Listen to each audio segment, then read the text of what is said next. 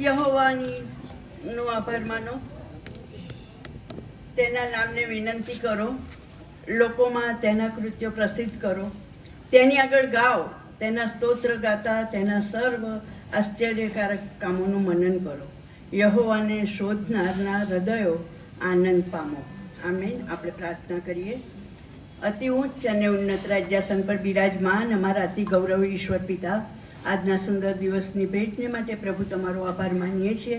અત્યારે સાંજની ઢળતી પળોમાં પ્રભુ અમને તમે આ સત્યપ્રકાશમાં પ્રભુ આ લેન્ટની છેલ્લી મિટિંગમાં લઈ આવ્યા છો. આભાર માનીએ છીએ પ્રભુ, આભાર માનીએ છીએ કારણ કે રોજે રોજ તમે તમારી કૃપા તાજી કરો છો.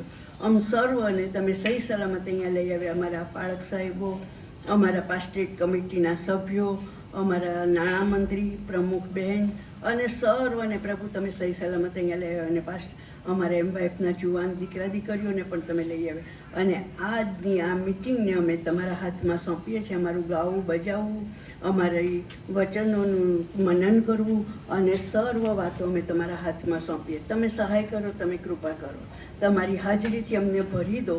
એ જ વિનંતીને પ્રાર્થના અમારા વાલા મુક્તિદાતા પ્રભુ ઈસુ ખ્રિસ્તના નામમાં અમારી આ ટૂંકી વિનંતી સાંભળોને અંગીકાર કરો. આમેન. આપણે બધા ગીતમાં જઈશું. ગીત નંબર અને 5 થી 7 અને 15 થી 23 કલમો હું સુશીલાબેનને વિનંતી કરીશ કે તે આપણને બાઇબલ વાંચનમાં દોરશે.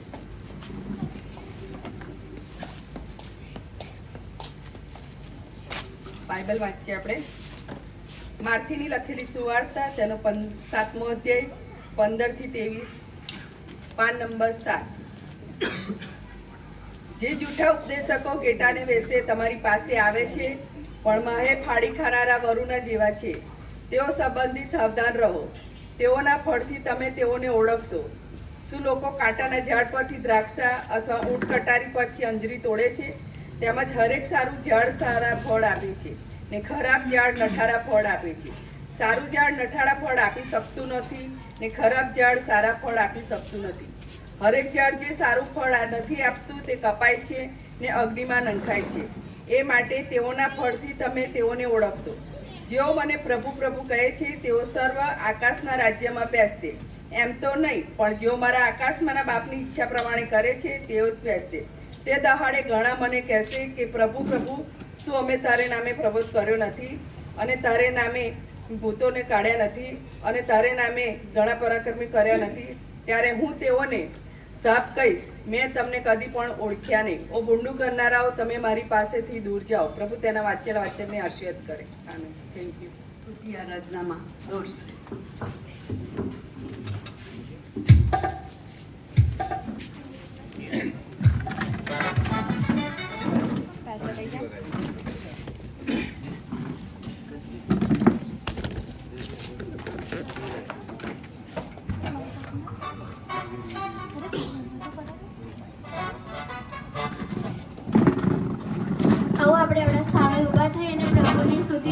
જોડાઈએ. તાળીઓ સહિત અને ઊંચા અવાજ આપણે પ્રભુની સ્તુતિ આરાધના કરીએ.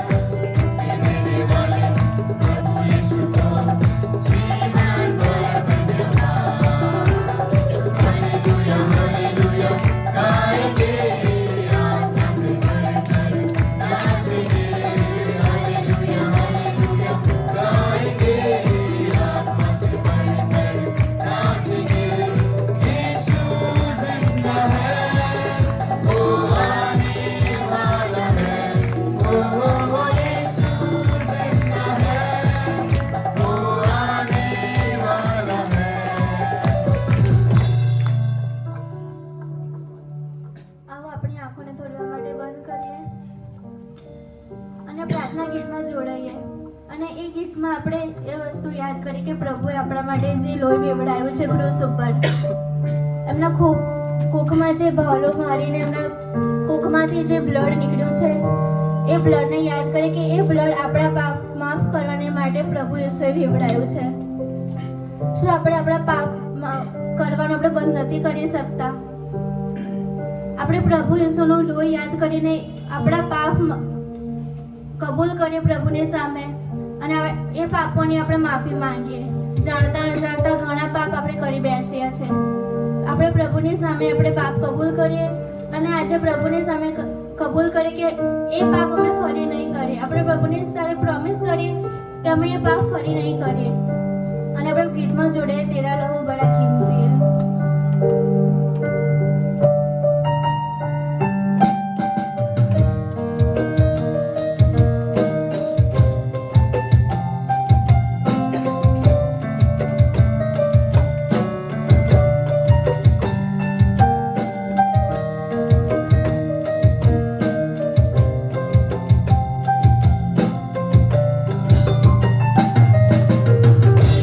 Love,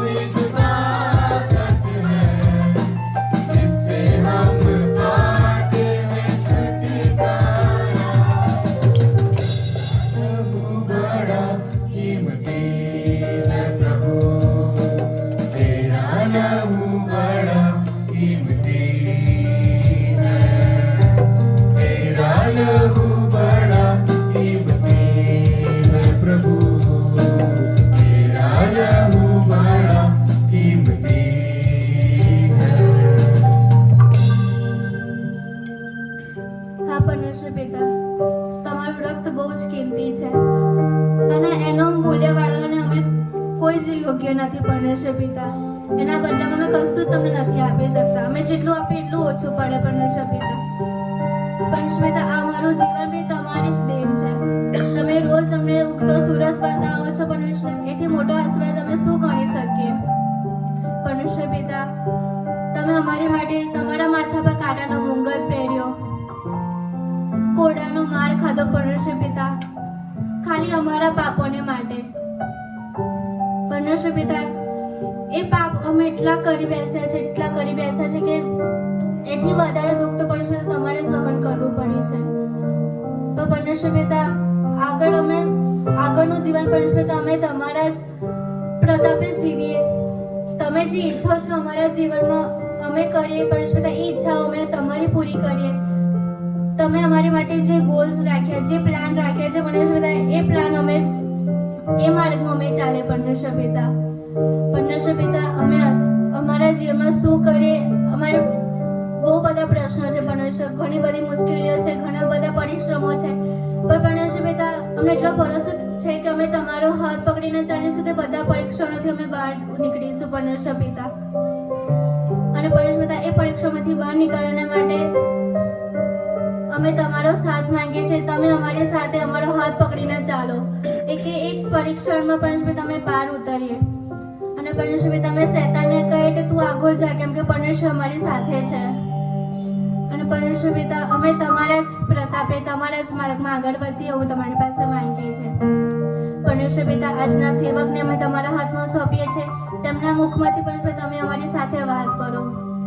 તમે અમારી માટે જે કંઈ વિચાર્યું છે પરમેશ્વર પિતા, તેમના મુખેથી અમે સાંભળીએ અને અમને ખબર પડે કે પરમેશ્વર પિતા આ વસ્તુ છે જે અમે ચૂકી ગયા છે કરવાનું, પણ પરમેશ્વર પિતા એ સુધારીને અમે ફરીથી નવું જીવન પરમેશ્વર પિતા તમારા માર્ગમાં ચાલે એવું માંગીએ છીએ પરમેશ્વર પિતા. તમારા સેવકને તમે એટલા આશીર્વાદિત કરો કે તેમના મુખમાંથી જે કંઈ તમારા વચનો નીકળે તે વચનો અમે સાંભળીને એક કાનથી કાઢી ના દઈએ, પણ પરમેશ્વર પિતા અમારા જીવનમાં ઉતારી એવું તમારી પાસે માંગીએ છીએ. અમે અહીંથી ખાલી હાથે પાછા ન જઈએ એવું તમારી પાસે માંગીએ છીએ. આ ટૂંકી અને નમ્ર વિનંતી સાંભળો તથા માન્ય કરો. આમેન. આપણે આપણા સ્થાનો પર બેસી જઈએ.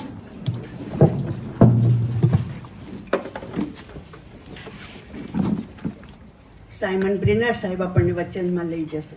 Thank you.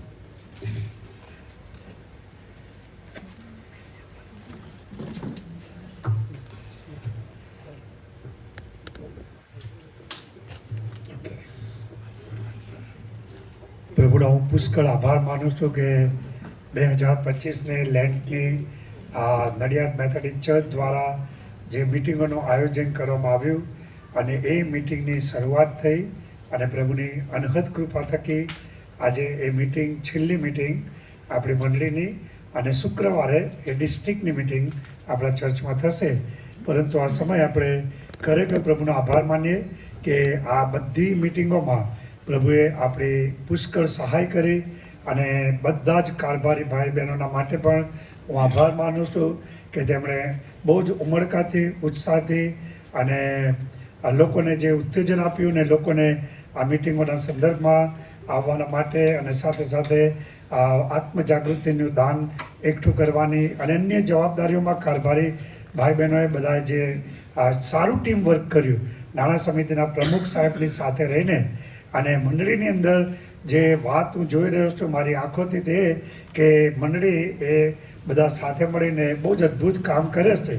અને એટલા માટે પ્રભુનો આપણે પુષ્કળ આભાર માનીએ નડિયાદ મેથોડિસ્ટ ચર્ચના માટે અને નાણાં સમિતિના માટે, દરેક કારભારી ભાઈ બહેનોના માટે અને એમની મહેનતના માટે અને એમને તમે જે રીતે ટેકો આપો છો અને જે દાનો તમે આપો છો, જે પ્રાર્થનાઓ કરો છો, એ બધાની અમે બાળકો તરીકે આભાર સાથે નોંધ લઈએ છીએ કે 2024 ને 25ના વર્ષમાં તમે જે દાનો આપ્યા, નાણાકીય વર્ષ પૂરું થયું અને તમે મંડળીની અંદર જે ઉદારતાથી દાનો આપ્યા છે એ માટે અમે આભાર સાથે નોંધ લઈએ છીએ અને પ્રભુ આપ સર્વને પુષ્કળ આશીર્વાદ આપે અને 2025 ને 26ના વર્ષમાં પણ તમે દાનો ઉદારતાથી આપવાનું ચાલુ રાખશો.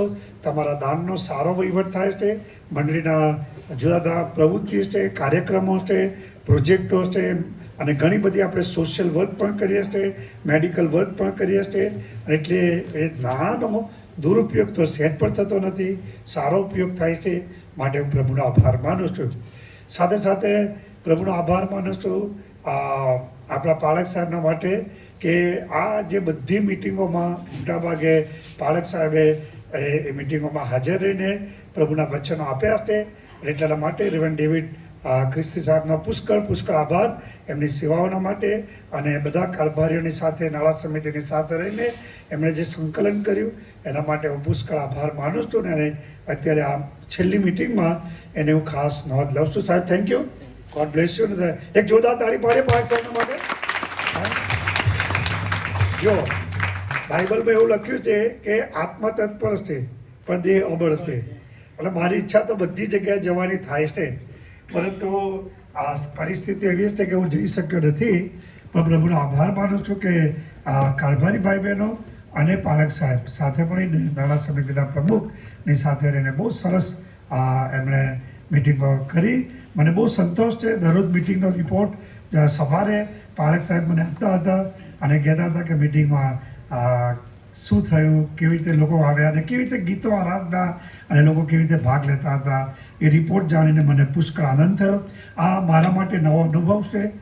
ગુજરાતની અંદર મેં ઘણા વર્ષોથી 35-37 વર્ષથી સેવા કરું છું, પરંતુ નડિયાદની અંદર આ ચર્ચની અંદર એક એવી જગ્યા મેં જોઈ કે જ્યાં આગળ લેન્ટના સમયમાં 40 દિવસની મિટિંગો ચર્ચ આયોજન કરે. એ ખરેખર આ મંડળીની એક ખાસ વિશેષતા છે. એ આગવી બાબત છે, અનોખી બાબત છે.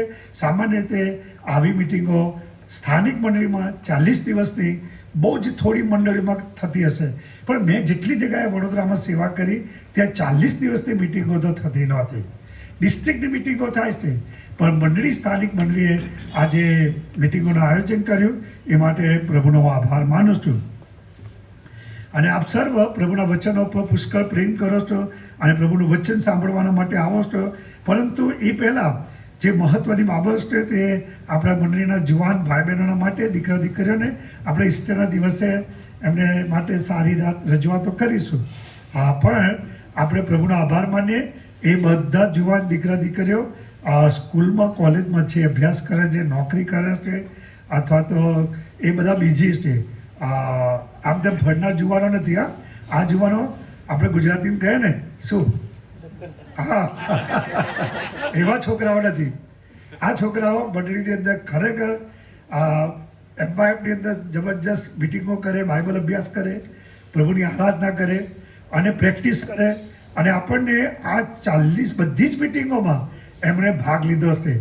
હું નથી આવ્યો, કદાચ પાળક સાહેબ પણ 1-2 મિટિંગ નહોતા આવ્યા, મેં એમને ના પાડેલી, સાહેબ તમે જાઓ કંઈ વાંધો નહીં, હું આ મિટિંગમાં જઈશ. પણ આ જુવાનો બધી મિટિંગમાં આવ્યા લાગે છે. તો આપણે એમને જોરદાર તાળી એમના માટે પડે. Thank you very much. પ્રભુ તમને આશીર્વાદ આપે. તમારી સેવાના માટે આભાર. અને ખરેખર તમે ગીતો બહુ જ અદ્ભુત આપણે શીખવ્યા અને તમારી સાથે રહીને અમને પ્રભુની આરાધના કરવાનું ગમ્યું. પ્રભુનો આભાર. હવે આપણે જ્યારે આ લેન્ટની મિટિંગોની શરૂઆત કરીને મને કહેવામાં આવ્યું નાણાં સમિતિના પ્રમુખ સાહેબે અને મંડળીના આગેવાનોએ કે આપણી મંડળીમાં 40 દિવસની મિટિંગો થાય છે અને એમાં પાળક સાહેબો સંદેશા આપે, બીજું કોઈ સંદેશા નહીં આપવાનું, કોઈ લેમેન્ટ નહીં, ખાલી પાદરી સાહેબ. તો મને એ પણ તો આશ્ચર્ય લાગ્યું કે ખાલી પાળક સાહેબ, બંને પાળકો. તો પ્રભુનો આભાર કે 2 પાળકો છે એટલે મેં બંને પાળકોએ મોટા ભાગે આ સંદેશાઓ આપ્યા છે. અને એ વખતે મેં એમને જણાવ્યું હતું અને પછી મને પ્રાર્થના સાથે એ યોગ્ય લાગ્યું કે આપણે પહાડ પરનું ભાષણ એની પર 40 દિવસ દરમિયાન અભ્યાસ કરીએ.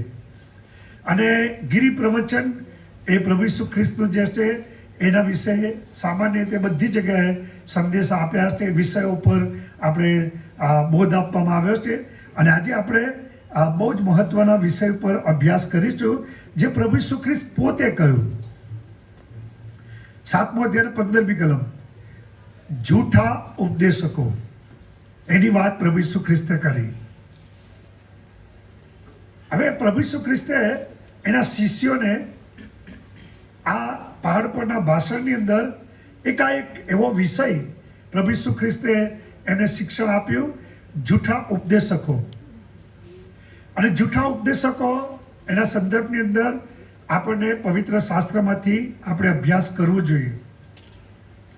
અને જૂઠા ઉપદેશકોના સંદર્ભમાં પ્રભુ ઈસુ ખ્રિસ્તે સાવધાન રહેવાનું કહ્યું. ચેતવણી આપી.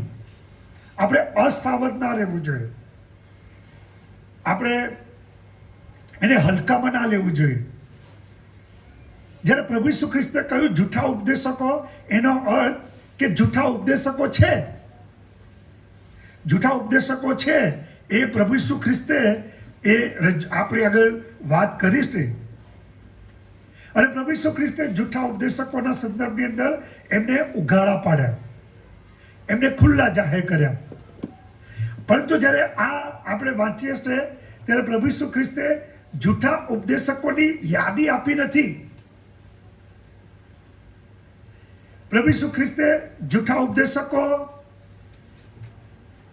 જે છે એ કયા કયા વિષયોનું શિક્ષણ આપે છે, કેવું જૂઠું શિક્ષણ આપે છે, એના વિશે પ્રભુ ઈસુ ખ્રિસ્તે કોઈ માહિતી આપી નથી. તો જૂઠા ઉપદેશકોને કેવી રીતે પારખવા, કેવી રીતે ઓળખવા? અને એક વાત આપણે પ્રભુના બાળકો તરીકે બહુ જ સમજવાની જરૂર છે કે આપણે ભોળા કે ભોટ ના હોવા જોઈએ. ભોળા સમજણ પડે? ભોળા ભોટ સમજણ પડે?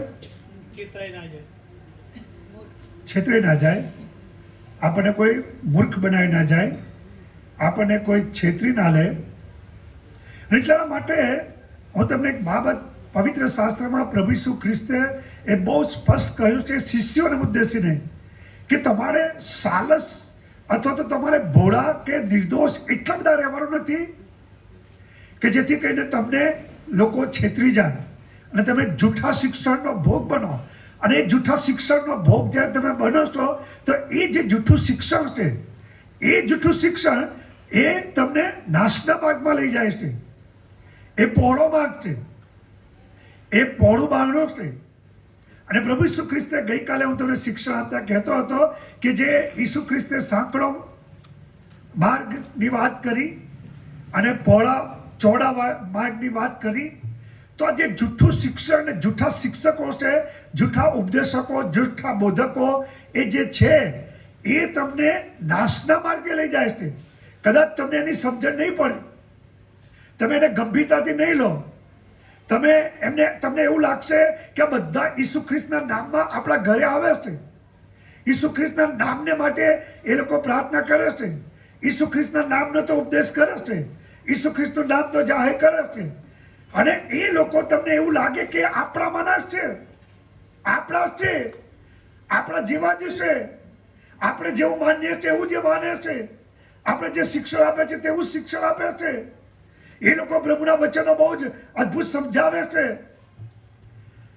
પરંતુ જો તમે એના વિશે બેદરકાર રહો, અસાવધ રહો, તો તમે બહુ જોખમમાં આવીને પડશો. અને એ વાત બહુ સાચી છે કે આ પૃથ્વી પર આપણા જીવનના માટે દરરોજ ખતરો છે, દરરોજ જોખમો છે. એક જોખમ છે શૈતાન તરફથી, બીજું જોખમ છે જગત તરફથી, ત્રીજું જોખમ આપણું પોતાનું છે, આપણા જીવનની અંદર જે પતિત માનવ સ્વભાવ છે, જ્યાં આપણે જે ઈચ્છીએ છીએ તે કરતા નથી અને જે નથી ઈચ્છતા તે થઈ જાય છે. અને આપણે અવારનવાર એ પાપમાં પડીએ છીએ, આપણને વાસના આપણામાં ઉત્પન્ન થાય છે, આપણે દેહની ઈચ્છાઓ ઉત્પન્ન થાય છે.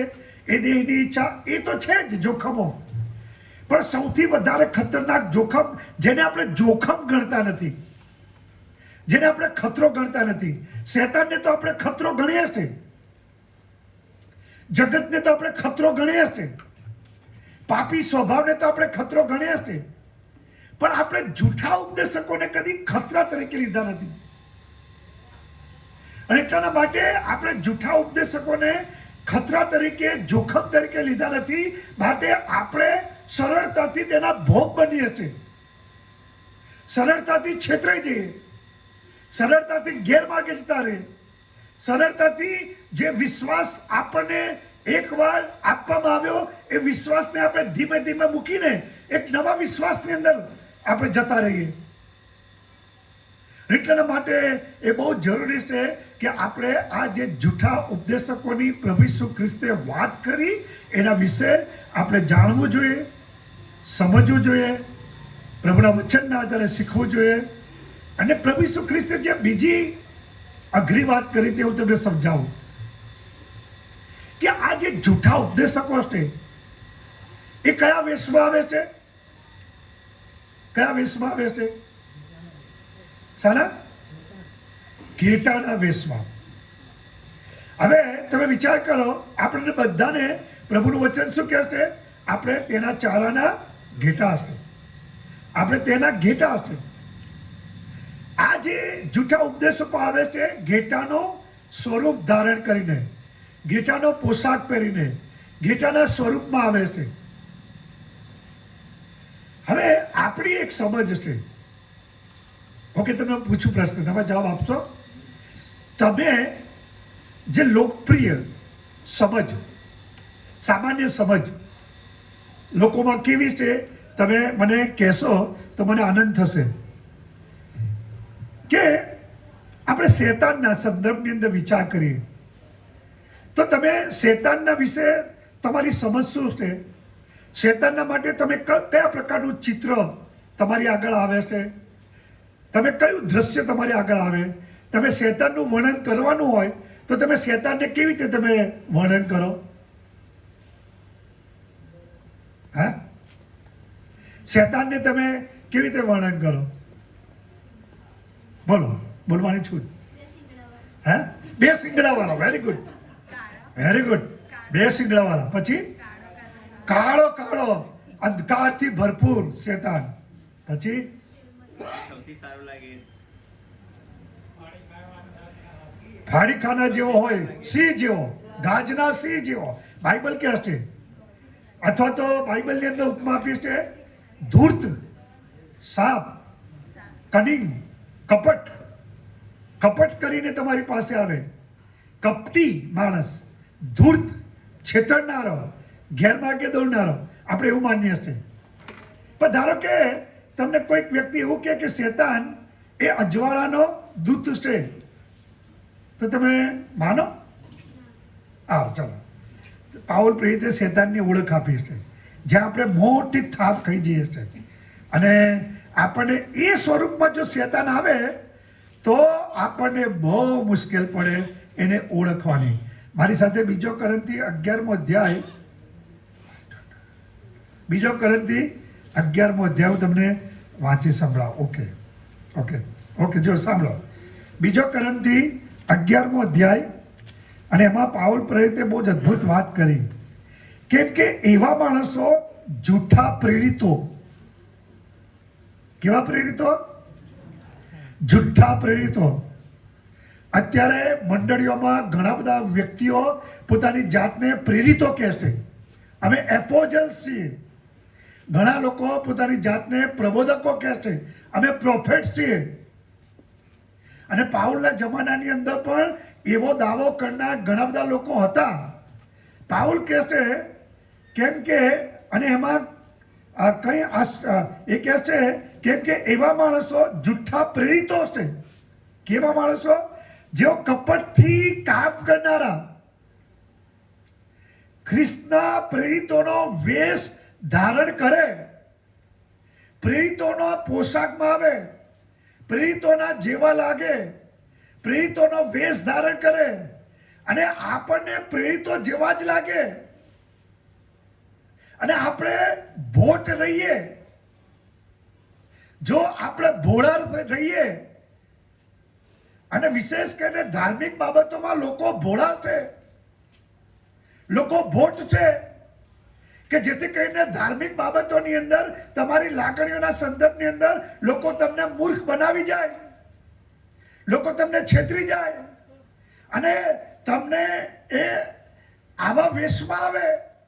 અને જો તમારી પાસે એને કેવી રીતે પારખવો એનું માપદંડ ના હોય, એની જાણકારી ના હોય, એની માહિતી ના હોય કે એમને કેવી રીતે ઓળખવા, તો તમે ઝડપથી એના ભોગ બની જાઓ, છેતરાઈ જાઓ, અને તમે બધા અને આપણે બધા એની પાછળ ચાલવા લાગીએ.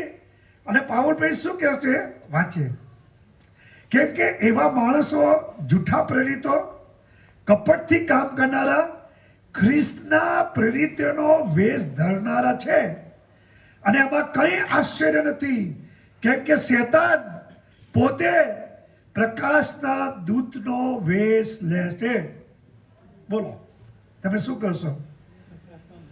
પ્રકાશના સ્વરૂપમાં તમારી પાસે શેતાન આવે, તમે કેવી રીતે એને ઓળખશો? છેતરાઈ જ જશો ને. પ્રકાશના દૂતનું રૂપ લઈને આવે શેતાન, એ વેશ ધારણ કરે. હવે પ્રકાશ તો ઈશ્વરના માટે લખવામાં આવ્યું છે. આ સોસાયટીનું નામ બહુ અદ્ભુત છે, સત્ય પ્રકાશ. ઈસુ ખ્રિસ્તે કહ્યું, માર્ગ, સત્યતા, જીવન હું છું. ઈસુ ખ્રિસ્તે કહ્યું, હું પ્રકાશ છું. આ સોસાયટીનું નામ મને બહુ સારું લાગ્યું, સત્ય પ્રકાશ. પણ તમે જુઓ કે પ્રકાશ એ ઈશ્વરની ઉપમા આપવામાં આવી છે. ઈશ્વરના શબ્દમાં લખ્યું છે કે ઈશ્વર પ્રકાશ છે. પરંતુ આ જે શેતાન છે, એ શેતાન પ્રકાશના દૂતના વેશમાં આવે, દેવદૂત બનીને આવે. તો એ જે આપણે એ રીતે તો કદી શેતાનની કલ્પના જ નથી કરી, એવું તો વિચાર્યું જ નથી. આપણે તો એવું શિક્ષણ આપવામાં આવ્યું, શેતાન એટલે બે શીંગડા હોય, કાળો હોય, અંધકાર હોય, અને એના લાંબા લાંબા દાંત હોય, અને આની આંખો બહુ ગુસ્સાવાળી હોય, અને ફાડી ખાના સિંહ જેવા હોય, અને સાપ જેવો. એવું ચિત્ર આપણી આગળ રજૂ કરવામાં આવ્યું. પણ આપણી આગળ એવું ચિત્ર તો રજૂ નથી કર્યું કે શેતાન એ પ્રકાશના દૂતનો વેશ લઈને આવે. તમે જો પાઉલ શું કહે છે? તેથી જો તેના સેવકો પણ ન્યાયપણાના સેવકોનો વેશ લે તો કઈ મોટી વાત નથી. લોકો વેશ ધારણ કરે છે, વેશભૂષા. સાંભળે શબ્દ શું? વેશભૂષા શું છે? વેશભૂષા સાંભળે શબ્દ? આ જે બધા આ લોકો, આ જે જૂઠા ઉપદેશક શું કર્યું છે? એ વેશ ધારણ કરે છે. શાનો? ઘેટાનો. પણ પ્રભુ ઈસુ ખ્રિસ્તે એને ખુલ્લા પાડ્યા. પ્રભુ ઈસુ ખ્રિસ્તે કહ્યું, વાસ્તવમાં એ ઘેટા નથી. તમારે ઓળખવાની જરૂર છે કે એ ઘેટા નથી, પરંતુ એ પ્રભુ ઈસુ ખ્રિસ્તે કહ્યું માહેર, ફાડી ખાનારા વરુ છે. અને વરુ તમારી મધ્ય આવે અને ઘેટાનું સ્વરૂપ લઈને આવે તો તમે વિચાર કરો કેટલું જોખમ. આપણે જો ઘેટા જ રહીએ, અને આપણે જો ભોળા જ રહીએ, આપણે જો ભોટ જ રહીએ, આપણે જો અજ્ઞાન જ રહીએ, આપણે જો અજાણ્યા જ રહીએ, અને આપણે જો લાગણીઓમાંથી જ આધારે જો આપણે જીવીએ, અને આપણા મનને આપણે જો એ ઘેટાને પારખવાના માટે પોતાની જાતને તૈયાર ના કરી હોય, તો તમે અને હું આ જે ઘેટાના સ્વરૂપમાં વરુઓ આવે છે, એ વરુઓના આપણે ભોગ બને. અને પેલેસ્ટાઈનની અંદર શું થતું હતું? પેલેસ્ટાઈનની અંદર આજે બાઇબલ જે છે એનો સંદર્ભ છે પેલેસ્ટાઈન, ઇઝરાયલ. અને ઇઝરાયલની અંદર જે વરુ હોય ને, એ વરુ શું કરે? એ બહુ હિંસક હોય, ફાડી ખાનારું હોય. શબ્દ વાપરે છે ફાડી ખાનારું, ભયંકર હિંસક. અને એ જે હિંસક વરુ એ જુએ, અને જો ઘેટા એક બે અહીં તે રખડતા હોય તો એ ઘેટા ઉપર એ પ્રહાર કરે, હુમલો કરે, અને ઘેટાને ખેંચીને એ લઈ જાય અને એને ફાડીને એ ખાઈ જાય.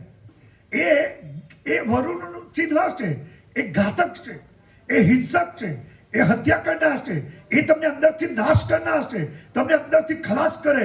એટલા માટે એવા જૂઠા ઉપદેશકો જે તમારી મધ્ય આવે છે, અને જો તમે ને હું સાવધ ના રહીએ, પ્રભુ ઈસુ ખ્રિસ્તે એટલે કહ્યું કે તમે સાવધ રહો, તમે બેદરકાર ના રહો, તમે દુર્લક્ષ ના રહો, તમે અજ્ઞાની ના રહો.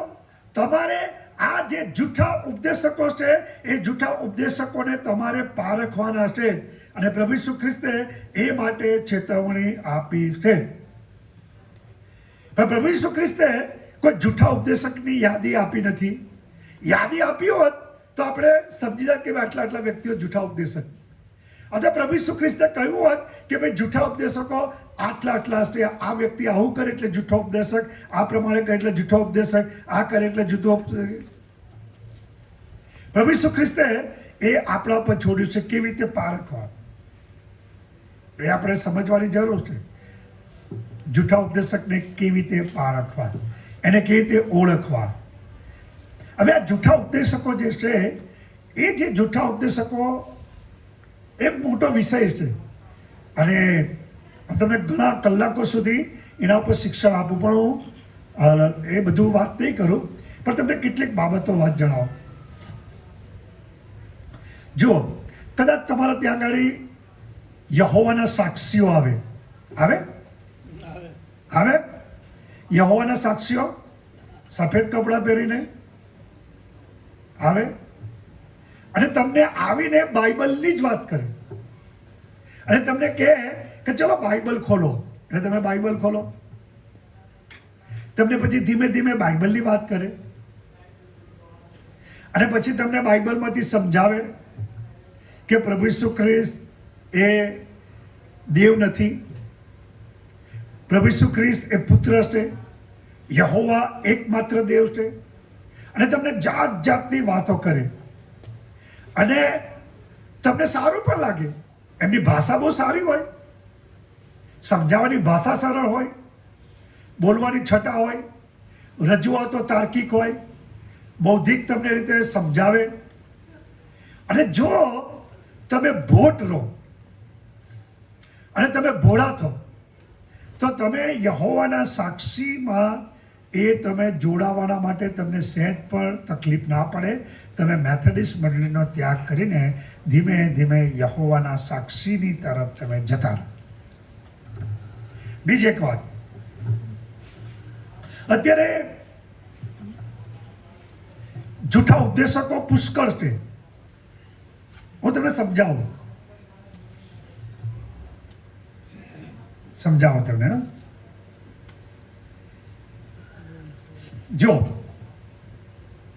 તમે બધા ટીવી જુઓ છો? નહીં જોતા? વિડીયો, યુટ્યુબ, ઘણા ઉપદેશકો છે, પુષ્કળ ઉપદેશકો છે, જાત જાતના ઉપદેશ કરે. તમને ગમે છે ને? તમને એમ થાય કે આના કરતા આ મારા પાદરીને કશું આવડતું નહીં, આ જ ઉપદેશકો જોરદાર છે, લાગે છે ને તમને? કેટલું સરસ તમને મગજમાં ઘુસાડી દે છે, સમજાવે છે બાઇબલ આધારે. તમે કદી એ ઉપદેશકો જે છે, એ ઉપદેશકો જે સંદેશા આપે છે, એ જે બોધ કરે છે, એ જે શિક્ષણ આપે છે, એને કદી બાઇબલના આધારે તમે એને કદી ચકાસ્યું, અભ્યાસ કર્યો, ચિંતન કર્યું? બહુ મહત્વની વાત તમને કહું કે અત્યારે કેટલા બધા ઉપદેશકો એ આ જગતની ભૌતિક, શારીરિક અને આર્થિક આબાદાની, સમૃદ્ધિ, સંપત્તિ, એના જ સંદેશા આપશે કે તમે પ્રભુ ઈસુ ખ્રિસ્ત પર વિશ્વાસ કરો અને તમે આર્થિક રીતે સદ્ધર થશો, શારીરિક રીતે દરેક પ્રકારની માંદગીમાંથી તમને દૂર થશો, મરકી તમારા તંબુની પાસે આવશે નહીં, તમે વિશ્વાસ કરશો અને તમને સાજાપણું મળશે, શારીરિક સાજાપણું મળશે. અને એ લોકો જે ઉપદેશ કરે છે, એ ઉપદેશ એ કેવો ઉપદેશ છે?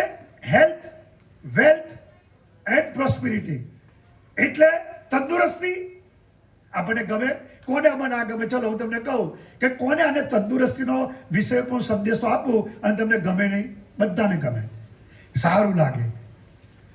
કોને તમને ના ગમે? એમ તમને કહું, હું વેલ્થની વાત કરું, સંપત્તિ, ધન દોલતની વાત કરું, અને કેવી રીતે ધન દોલત ખાલી વિશ્વાસ કરો અને ધનવાન થવું, એવી વાતો તમને કરું. તમામથી કોને ના ગમે? બધાને ગમે. તમામથી કોને પ્રોસ્પેરિટી ના ગમે? બધાને ગમે. અને એટલા માટે આ જે ઉપદેશકો છે એ ઉપદેશકો આ જગતની, આ પૃથ્વી પરની વાસ્તવિકતાની વાત કરે છે. આ પૃથ્વી પર જે તમને ગમે છે, જે તમે ચાહો છો, જે તમે ઈચ્છો છો, જે તમને સાંભળવું ગમે છે, એ સાંભળવું એ છે કે તમે આર્થિક રીતે સદ્ધર થાવ, આ ભૌતિક રીતે તમારી પાસે સાધનો હોય, તમે આબાદ થાવ, તમારી પાસે મોટી મોટી કાર હોય, લક્ઝરિયસ તમારી પાસે બંગલાઓ હોય, લક્ઝરિયસ કારો હોય, તમે દરરોજ વિમાનમાં ફરતા હોવા જોઈએ, તમે ચારે તરફ છવાઈ જાઓ. આ પૃથ્વી પરની જગતની વાતો, જગત દુનિયાની વાતો, શારીરિક સાજાપણું, ભૌતિક આશીર્વાદો, ભૌતિક પ્રગતિ, એની જ વાતો કરે છે. તમે સાંભળજો બરાબર, તમે સાંભળજો બરાબર. પ્રભુ ઈસુ ખ્રિસ્તે ચેતવણી આપી છે, સાંભળજો બરાબર. એ લોકોને તમે સાંભળજો બરાબર. એ લોકો, હું તમને સમજાવું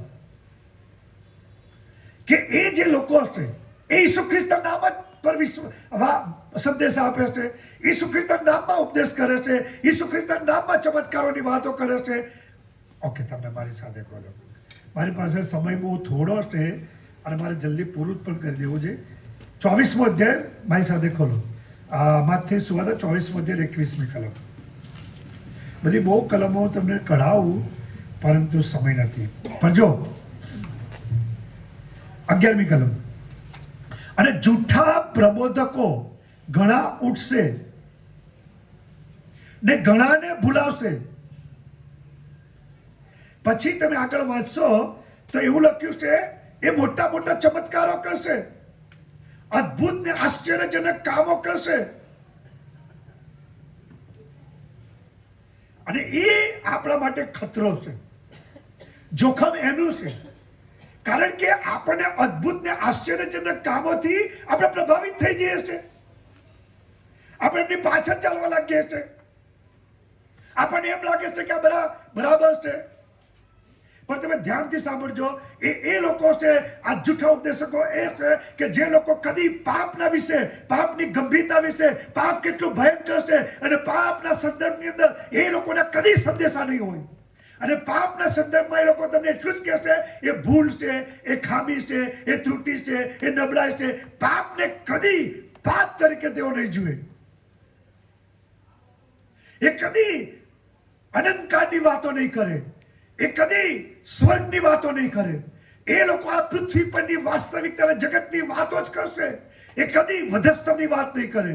એ કદી પ્રભુ ઈસુ ખ્રિસ્તે વધસ્તવ ઉપર જે લોહી વેવડાવ્યું, જેના દ્વારા આપણને પાપોની માફી મળી, અને ઈસુ ખ્રિસ્ત એ મુખ્યત્વે પાપના સંદર્ભની અંદર આ જગતમાં આવ્યા, એના સંદર્ભમાં તેઓ ઉપદેશ નહીં આપે. તમે સાંભળજો, સાંભળજો, એ લોકોને ધ્યાનથી સાંભળજો, બેદરકાર ના રહો. એ લોકોના ઉપદેશનું તમે મૂલ્યાંકન કરો. અને એટલા માટે જરૂરી છે કે આપણે એ જૂઠા ઉપદેશકોને પારખીએ કે બાઇબલ પ્રમાણે એ શિક્ષણને, સંદેશાને બોધ આપે છે. એક અને એટલા માટે જરૂરી છે કે આપણે બાઇબલ નિયમિત વાંચીએ. એટલા માટે જરૂરી છે કે બાઇબલ આપણે નિયમિત અભ્યાસ કરીએ. ખાલી લેન્ટના સમયમાં નહીં, ખાલી પેશન વીકમાં નહીં.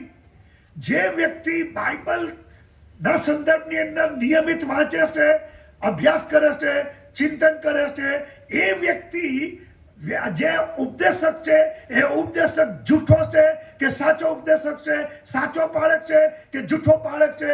પવિત્ર શાસ્ત્ર બાઇબલમાં લખ્યું છે જૂઠા પાળકો પણ છે, જૂઠા ઉપદેશકો છે, જૂઠા પ્રબોધકો છે, જૂઠા ખ્રિસ્ત છે, જૂઠા પ્રેરિતો છે. પવિત્ર શાસ્ત્ર બાઇબલ કહે છે એમને પારખવાની જરૂર છે.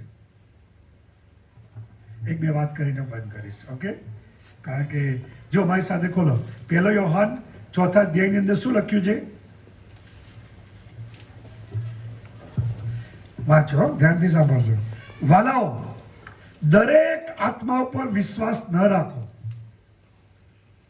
પણ આત્માઓ દેવ પાસેથી છે કે નહીં એ વિશે તેઓને પારખી જુઓ, કેમ કે જગતમાં જૂઠા પ્રબોધકો ઘણા નીકળ્યા છે. આ જે સંતો ને ભક્તો, પાઉલ પ્રેરિત, યોહાન, પિત્તર, તમે વાંચજો બાઇબલની અંદર, એ બધા લોકોએ જુઠ્ઠા પ્રબોધકોના સંદર્ભમાં ચેતવણી આપી છે.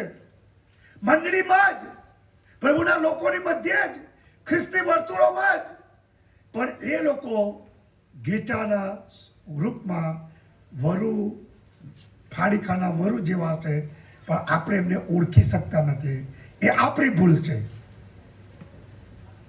કેટલા બધા મેથોડિસ્ટ લોકો એ આજુબાજુ બધું ચાલે છે જાત જાતની, એમાં જોડાઈ ગયા. વ્યક્તિ કેન્દ્રિત, વ્યક્તિને ઈશ્વર માની લીધા.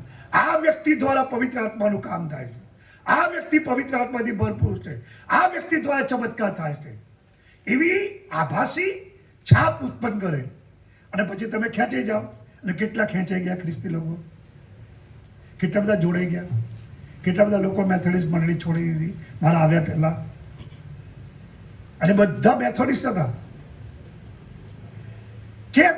કારણ કે મંડળીની અંદર આપણે પવિત્ર શાસ્ત્ર બાઇબલ, એ લોકો કોનો ઉપયોગ કરે તમને કહું. જે લોકો દેવળમાં જતા ના હોય, કદી બાઇબલ ના વાંચતા હોય, કદી સંગતમાં ના જતા હોય, કદી સામાન્ય રીતે ગરીબ હોય, એમની પાદરીઓ મુલાકાત ના કરતા હોય, એવા માણસોને શોધી કાઢે છે અને પછી ખેંચી જાય છે અને પછી તમને ખોટું શિક્ષણ આપે. વાલા ભાઈ બહેનો, પવિત્ર શાસ્ત્રમાં પ્રભુ ઈસુ ખ્રિસ્તે જે વાત કરી એ બહુ જ ગંભીર છે. અને એટલા માટે તમે મારી સાથે એક બે કલમો વાંચીને ઓકે, ચલો થોડી કલમો વાંચીને ભાઈ બંધ કરી નાખો, સમજાવીશ નહીં. કલમો વાંચ્યો. પુનર્નિયમનું પુસ્તક મારી સાથે ખોલો, 13મો અધ્યાય. તમને ખબર પડશે કે ત્યાં આગળ જૂના કરારમાં પણ જુઠ્ઠા લોકો હતા. બરાબર? પ્રભુના લોકોની મધ્ય જ. બહુ જ અદ્ભુત વાત છે. હું વાંચીશ કલમો, સમજાવીશ નહીં. જો તારી મધ્યે કોઈ પ્રબોધક, 13મો અધ્યાય પુનર્નિયમ 13 પહેલી કલમ, કોઈ પ્રબોધક અથવા સ્વપ્નખોર ઊભો થાય, તારી મધ્ય એટલે ઇસ્રાયેલ લોકોની મધ્ય જ કોઈ પ્રબોધક, સ્વપ્નખોર ઊભો થાય ને જે વિશે તું જાણતો નથી એના વિશે તમને શિક્ષણ કે સંદેશ આપે અને તને કોઈ ચિહ્ન કે ચમત્કાર બતાવવાનું કહે ને તેના કહ્યા પ્રમાણે ચિહ્ન અને ચમત્કાર થાય, તો પણ તું તે પ્રબોધકના શબ્દોને કે તે સ્વપ્નખોરને ગણકારતો ના. ચિહ્ન કરે, ચમત્કાર કરે, તમે છેતરાઈ જાઓ. બાઇબલ કે છે તો પણ તું એ ચિહ્નને ચમત્કારથી કે એના શબ્દોથી ભૂલવાય ના જા. ભૂલો ના કર. ભૂલાવશે લોકો, દૂર લઈ જશે. અહીં બધી પવિત્ર શાસ્ત્રની અંદર બહુ જબરી વાતો કરેલી છે. પણ આપણું શરીર છે ને થાકી જાય છે ને ભાઈ, આપણે બધા થાકી જઈએ છીએ ને, એટલે થોડી વાર હું યર્મિયાના પુસ્તકમાંથી વાંચીશ. બધું બહુ વાંચવાની ઈચ્છા હતી, પણ હવે આપણું શરીર થાકી ગયું, મારું થાકી ગયું, તમારું થાકી ગયું. યર્મિયા કયો અધ્યાય છે? 23મો અધ્યાય મારી સાથે ખોલો. ઓકે, ચલો, જો સાંભળજો, પછી એટલું સાંભળો. સમૃદ્ધના પ્રબોધકોમાં મેં મૂર્ખાઈ દીઠી છે. 23મો અધ્યાય 13મી કલમ. વળી યરૂશાલેમના પ્રબોધકોમાં, કોનામાં? પ્રબોધકોમાં શું જોયું છે? મેં અઘોર કામ જોયું છે. તેઓ વ્યભિચાર કરે છે. કોણ? જૂઠા પ્રબોધકો. શું કરે છે? અઘોર કામ.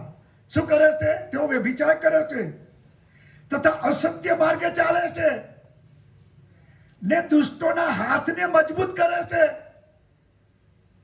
પ્રબોધક પ્રભુના નામમાં આવા કૃત્યો કરે. સાંભળવા જેવું છે બધું. તેઓ દુષ્ટોના હાથ મજબૂત કરે છે, તેથી કોઈ પોતાની દુષ્ટતાથી પાછો ફરતો નથી. તેઓ સર્વ મારી નજરમાં આવા થયા છે. માટે પ્રબોધકો વિશે સૈન્યનો દેવ યહોવા કહે છે કે જુઓ, હું તેઓને નાક દમણ ખવડાવીશ ને તેઓને ઝેર પાઈશ, કેમ કે યરૂશાલેમના પ્રબોધકોથી આખા દેશમાં અધર્મ ફેલાઈ ગયો છે. બોલો, શું કરવાનું? શું કીધું? આખા દેશની અંદર પ્રબોધકોથી ધર્મ ફેલાવો જોઈએ. આ શું ફેલાયું? અધર્મ, દુષ્ટતા. તે મોર્મન નામની ખ્રિસ્તી લોકોનું નામ સાંભળ્યું? મોર્મન ખ્રિસ્તી પંથ છે. સેવન ડે એડવેન્ટિસ્ટ સાંભળ્યું છે? Seven day Adventist, seventh day Adventist નહીં સાંભળ્યું? બધા ખ્રિસ્તી પંથો છે. મોર્મનમાં તો એવું છે કે હું તમને કહું, એક કલાક વાંચીને પછી બંધ કરીશ. પણ એવું તમને વાત કહું, થોડા વખત પહેલા અમેરિકામાં એક ઉપદેશક હતા અને એ ઉપદેશકે જાહેર કર્યું, અને મોટી મંડળી હતી, અને જાહેર કર્યું કે ઈસુ ખ્રિસ્ત આ તારીખે આટલા વાગે અહીં ગાડી આવવાના છે. અને બધાને એમની સાથે લઈ ગયા. અમેરિકાની વાત છે. અને પછી બધા રાહ જોઈને બેઠા હતા કે ઈસુ ખ્રિસ્ત આવશે, અને ઈસુ ખ્રિસ્ત આવ્યા નહીં. અને બધા વ્યક્તિઓને એમણે સાથે મળીને સામૂહિક આત્મહત્યા કરી.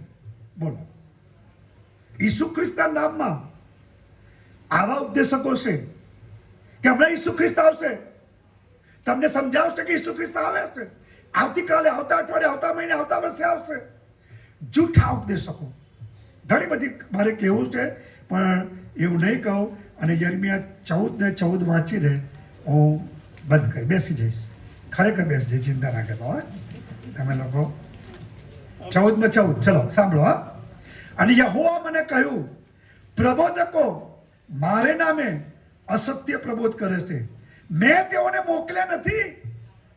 પ્રભુ યહોવા કહે છે, મેં તેઓને મોકલ્યા નથી, મેં તેમને તેડ્યા નથી, મેં તેમને અભિષેક કર્યા નથી. પોતાની જાતને કહે છે કે હવે અભિષેક સેવકો છે. મેં એમને અભિષેક કર્યા જ નથી.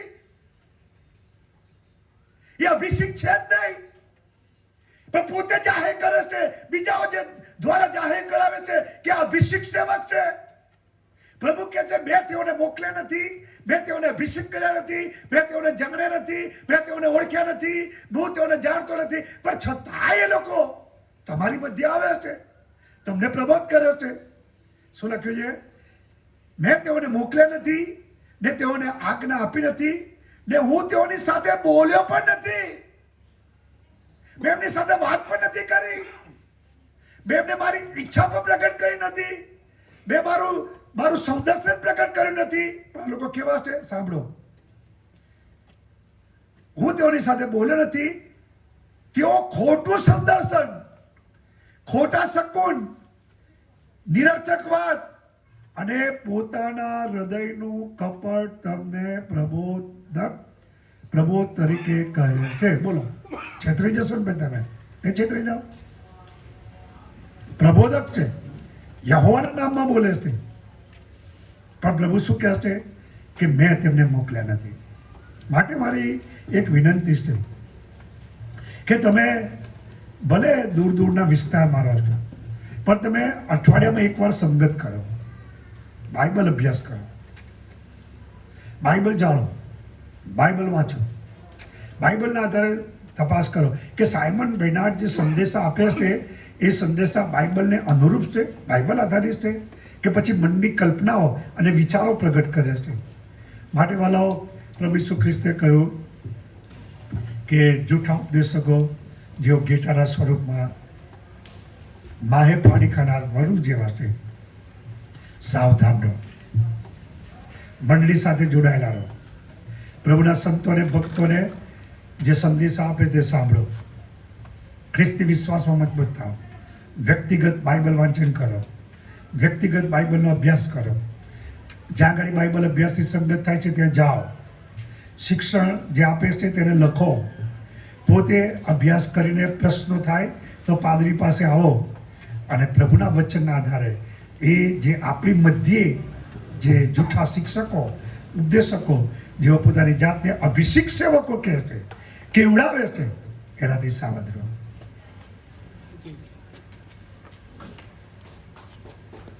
કરાશે ત્યાર પછી આપણે પ્રભુએ શીખવેલી પ્રાર્થના બોલીશું અને આશીર્વચન પણ સાહેબ ઉચ્ચારશે.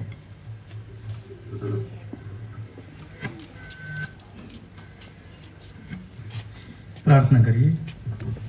પવિત્ર ઈશ્વર, તમારા બાળકો તરીકે અમે બધા સાંજની આ લેન્ડ સિઝનની મિટિંગમાં તમારા સેવકના વચન દ્વારા ઉત્તેજન પામતા તમારી પાસે આવ્યા પ્રભુ. જે અદ્ભુત પ્રકાશ તમે અમારા જીવનમાં લાવ્યા છો, જૂઠા ઉપદેશકો જે શૈતાન દૂતનો વેશ લઈને અમારી મધ્ય આવે છે અને ફાડી ખાનાર વરુની માફક તેઓ અમારા જીવનોને, કુટુંબોને બરબાદ કરે છે, તેનાથી બચવાને માટે તમારું સામર્થ્ય પ્રભુ અમે શોધીએ છીએ. તમારો પ્રકાશ, તમારું ગૌરવ, તમારું સામર્થ્ય અમને આપો કે જેથી કરીને પ્રભુ આ જગતમાં અમે તમારા લોક તરીકે, વિશ્વાસી વ્યક્તિઓ તરીકે તમારા આગમનના દિવસો પહેલાં પ્રભુ અમે જૂઠી બાબતો સંબંધી સાવધ રહીએ, જૂઠા લોકો સંબંધી સાવધ રહીએ અને પ્રભુ તમારા પ્રત્યે વધારે વિશ્વાસમાં આગળ વધીએ અને તમારા વચનો પ્રત્યે પ્રભુ વધારે ને વધારે તમારું ગહન શિક્ષણ પ્રાપ્ત કરીએ અને એ દ્વારા તમારા રાજ્યને માટે અમે તૈયાર થઈએ તેવી ખાસ પ્રાર્થના અમે કરીએ છીએ પ્રભુ. અમારી મંડળીઓમાં ઘણા બધા એવા લોકો છે કે જેઓ જૂઠા ઉપદેશકો તરીકે અમારા સભાસદોને, અમારા પરિવારોને તેમની તરફ ખેંચી જાય છે અને એવા ઘણા લોકો જેઓ ભૂંડા છે, અશુદ્ધ છે, સાચા ઉપદેશ આપતા નથી, બાઇબલ અનુસારના તેમના વચનો નથી. પણ પ્રભુ તમે સગળું અમારા હકમાં સારું કરનાર ઈશ્વર છો અને એટલા માટે પ્રભુ અમારા દરેક સભાસદોને, દરેક પરિવારોને તમે બચાવજો, દરેકની સાથે તમે રહેજો, તમારી કૃપાને સામર્થ્ય આપજો તેવી વિનંતી પ્રભુ અમે કરીએ છીએ. સત્ય પ્રકાશ સોસાયટીના તમામ રહીશો જેઓ અહીંયા હાજર છે, અંકિત સોસાયટીના જે સભાસદો હાજર છે, અમે પ્રભુ તમારો પુષ્કળ આભાર માનીએ છીએ. તેમની હાજરીમાં એક સુંદર મિટિંગ, લેન્ડ સિઝન આત્મિક જાગૃતિ માસની મિટિંગ થઈ શકી અને બહુ મોટી સંખ્યામાં તેઓ આવ્યા. પ્રભુ તમે દરેકની સાથે રહેજો, દરેક પરિવારને આસ્વાદ આપજો અને દરેક પરિવારો તમારામાં વધારે ને વધારે મજબૂતાઈ ભર્યું જીવન જીવવાને માટે તેમના જીવનમાં તમે જે વિશ્વાસ છે તેને મજબૂત કરજો તેવી કૃપા અમે માંગીએ છીએ. તેમના પ્રશ્નો, તકલીફ, મુશ્કેલી, મૂંઝવણો તમે દૂર કરજો. તેમના બાળકોને તમે આસ્વાદ આપજો, તેમના અભ્યાસમાં તમે મદદ કરજો. આવનાર દિવસોમાં તેઓ જે પરીક્ષાઓ આપશે તે પરીક્ષાઓમાં પ્રભુ તમે સફળતા આપજો તેવી અમારી પ્રાર્થના વિનંતી છે. અને અમારા આ વિસ્તારમાં જેઓ બીમાર છે, જેઓ મુશ્કેલીઓમાં છે, જેઓ તકલીફમાં છે, પ્રભુ તમે તેમની તંદુરસ્તી બનો, તેમના પ્રશ્નોના જવાબ તમે બનો, તેમની મુશ્કેલીઓ તમે લઈ લો તેવી પણ અમારી પ્રાર્થના છે.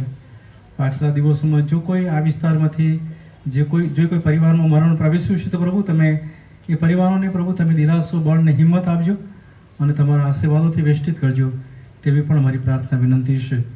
આમ બંને બાળકોને પ્રભુ તમારી કૃપા આપી આ મિટિંગોમાં, દરરોજ સાંજની મિટિંગો અમે તમારું વચન લાવી શક્યા અને તમારું સામર્થ્ય પ્રભુ અમે તમારા લોકો આગળ લાવી શક્યા છે અને તેથી પ્રભુ તમારી કૃપાથી અમને ભરજો. આવનાર દિવસોમાં વધારે ને વધારે બળ તમે અમને આપજો તેવી અમે પ્રાર્થના કરીએ છીએ. એમવાયફના જુવાનો કે જેઓ દરરોજ રાત્રે આ મિટિંગોમાં, સ્તુતિ આરાધનામાં તેઓએ સુંદર આગેવાની આપી અને તેમની આગેવાનીમાં પ્રભુ અમે આત્મિક રીતે વધારે બળ પ્રાપ્ત કર્યું અને તેથી પ્રભુ તમારો પુષ્કળ આભાર માને છે. જુવાનોને પ્રભુ તમે આશીર્વાદ આપો, તેમની આ સેવાઓને પ્રભુ તમે વધારે સફળ ને મહિમાવાન કરો. તેમના જે તે ક્ષેત્રો છે, અભ્યાસ, સર્વિસ, એ બધાને તમે વિશાળ ને વિસ્તૃત તમે કરો તેવી પણ અમે પ્રાર્થના કરીએ છીએ. અને અમારા સર્વ કારભારી ભાઈઓ બહેનોને તમે આસ્વાદ આપો. એ બધા બહુ અદ્ભુત સેવાઓ કરી રહ્યા છે. તેમની સેવાઓ થકી પ્રભુ મારી મંડળી વધારે ઉન્નતિ પામી રહી છે, પ્રગતિ પામી રહી છે. તેઓ પુષ્કળ મહેનત કરી રહ્યા છે, મુલાકાતો લઈ રહ્યા છે, દાનો ભેગા કરી રહ્યા છે પ્રભુ અને તેઓના કાર્યથી પ્રભુ અમે મંડળી તરીકે વૃદ્ધિ પામી રહ્યા છે અને તેથી તમે બધા જ કારભારી ભાઈઓ બહેનોને તમે આશીર્વાદ આપજો.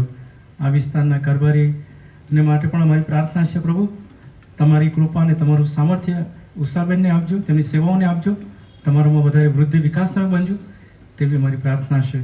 અને નાણાં સમિતિના પ્રમુખ કાંતિભાઈ અને તેમની આગેવાનીમાં પ્રભુ આ એક સુંદર મિટિંગોમાં અમે આગળ વધી શક્યા અને તેઓ નિયમિત અમારી મધ્ય હાજર રહ્યા. પ્રભુ તમે તેમને અને તેમની આખી સેવા ક્ષેત્રને, પરિવારને તમે આશીર્વાદ આપજો તેવી પ્રાર્થના અમે કરીએ છીએ પ્રભુ. અને આ મિટિંગોમાં જેઓ દૂર દૂરથી આવ્યા, બધી મિટિંગોમાં હાજર રહ્યા અને વિશેષ જે પાસ્ટર કમિટીના સભાસદો, ભાઈઓ બહેનો અને એરિયા કારભારીઓ એ બધા જેઓ આવ્યા છે બધાને પ્રભુ તમે આશીર્વાદ આપજો તેવી પણ અમારી પ્રાર્થના વિનંતી છે. અને આજે છેલ્લી મિટિંગમાં પ્રભુ અમે મળ્યા છે.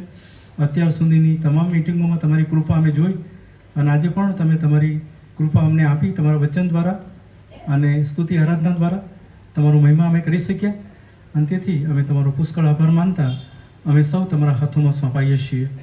અમારી આ પ્રાર્થના અમારા મુક્તિદાતા પ્રભુ ઈસુના નામમાં તમે સાંભળો અને માન્ય કરો. આમેન. ઓ આકાશમાં અમારા બાપ, તમારું નામ પવિત્ર મનાવો.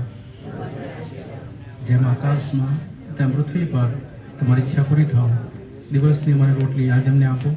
જેમ અમે મારા ઋણોને માફ કર્યા છે તેમ તમે મારા ઋણોને માફ કરો. અમને પરીક્ષામાં ન લાવો, ઊંડાઈથી અમારો છૂટકો કરો. કેમ કે રાજ્ય તથા પરાક્રમ તથા મહિમા સર્વકાળ સુધી તમારા છે. આમેન. અને હવે આપણો ત્રિએક પ્રભુ એટલે ઈશ્વર પિતા, ઈશ્વર પુત્ર, ઈશ્વર પવિત્ર આત્મા આપણી સાથે, આપણા પરિવારોની સાથે અને તેમના સેવકો, સંતો, ભક્તોની સાથે હમણાંથી લઈને સદા સર્વકાળ સુધી હોજો. આમેન. આમેન. Thank you. શુક્રવારે આવજો. શુક્રવારે